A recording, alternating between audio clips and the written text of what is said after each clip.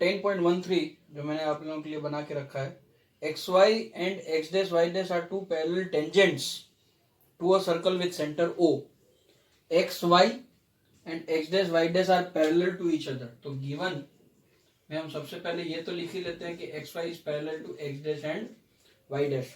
अब याद कीजिए, हमने क्वेश्चन नंबर 4 में, इसी एक्सरसाइज का क्वेश्चन नंबर 4 में ये प्रूव किया था कि अगर कोई सर्कल के डायमेट्रिकली ऑपोजिट टेंजेंट्स बनाते हैं तो ये दोनों जो पैरेलल टेंजेंट्स हैं, ये दोनों जो टेंजेंट्स हैं वो एक दूसरे को पैरेलल होंगे.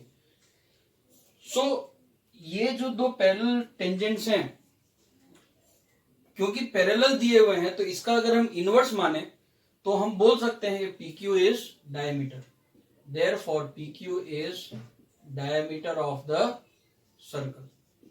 और ये भी बोला है कि वो O से पास हो रहा है, सेंटर से पास हो रहा है, उसका जो पॉइंट ऑफ जो कनेक्शन है वो parallel tangents to a circle with centre O and another tangent AB with point of contact C intersecting xy at A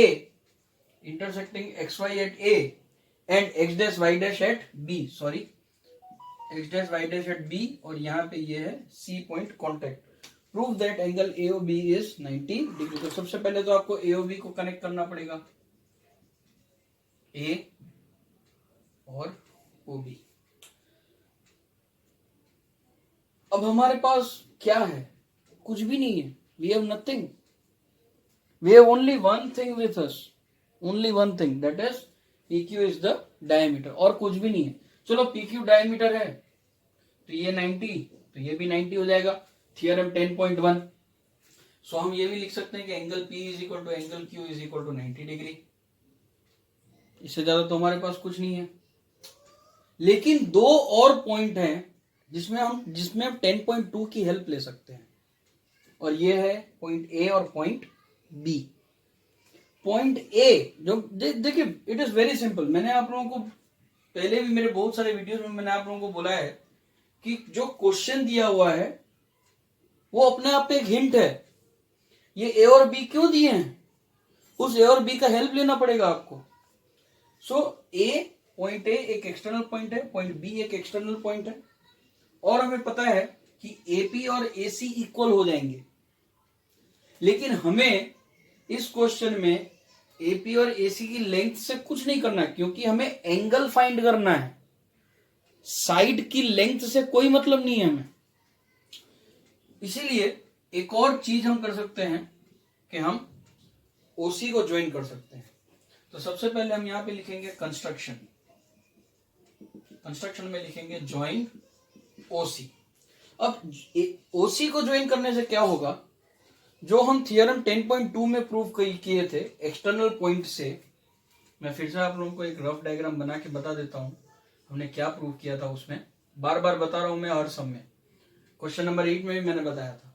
external point A है, इससे ये पॉइंट P और इससे ये पॉइंट C. देखिए, कंपेयर कीजिए पॉइंट A से point P, point A से पॉइंट C. तो ये वाला ट्राइंगल और ये वाला जो ट्राइंगल था, ये ट्राइंगल और ये ट्राइंगल, ये दोनों ट्राइंगल एक दूसरे को कॉन्ग्रुएंट थे. कॉन्ग्रुएंट होने की वजह से हमने AP और AC को इक्वल लिखा. साथ ही साथ मैंने आप लोगों को 10.2 थियरम में ये भी बताया था कि ये एंगल और ये एंगल भी दोनों एक दूसरे को इक्वल होंगे. सो ध्यान से अगर आप इसको कंपेयर कीजिए तो एंगल APO और ट्राइंगल ACO में ये एंगल और ये एंगल इक्वल नहीं होंगे क्या? होंगे, विद द सेम कॉन्ग्रुएंसी. सो इसको हम x ले लेते हैं, इसको भी x ले लेते हैं. लिखेंगे कैसे, देखिए. Proof in triangle as, not in triangle as. फिर से प्रूफ करने की जरूरत नहीं है आपको कॉन्ग्रुएंसी, क्योंकि थियरम में आप कर चुके हैं. As triangle APO is congruent to triangle ACO, therefore angle POA is equal to angle COA. Let that is x. Let, right? Similarly आप बी सी ओ और बी क्यू ओ ट्राइंगल भी ले सकते हो एज ट्राइंगल बी सेम, क्योंकि ए external था वैसे ही B external है। तो जैसे हमने ए पी ओ और ए सी ओ लिया वैसे ही हम बी सी ओ और बी क्यू ओ लेंगे। Triangle B Q O is congruent to triangle B C O. Therefore angle Q O B is equal to angle C O B. C O B इसको हम late करते हैं y। मान लीजिए कि ये y है। अब हमें यहां पे मिला है पी क्यू इज डायमीटर। अब ये भाई भी कोई ऐसे ही तो नहीं दिया, कुछ ना कुछ तो उसका भी यूज होगा। अब उसका यूज यहां आएगा as P Q is diameter so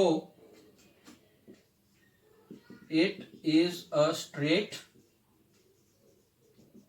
line therefore। अब देखो ये अगर एक स्ट्रेट लाइन है तो ये सारे का सम 180 होना चाहिए linear angles. So x plus Y is equal to 180 degree. So 2x plus 2y is equal to 180. So x plus y is equal to 180 by 2 is equal to 90 degree. अब diagram में से देखिए x plus y is equal to angle AOB हो रहा है कि नहीं, देखिए। Therefore angle AOB is equal to 90 degree. Hence proved।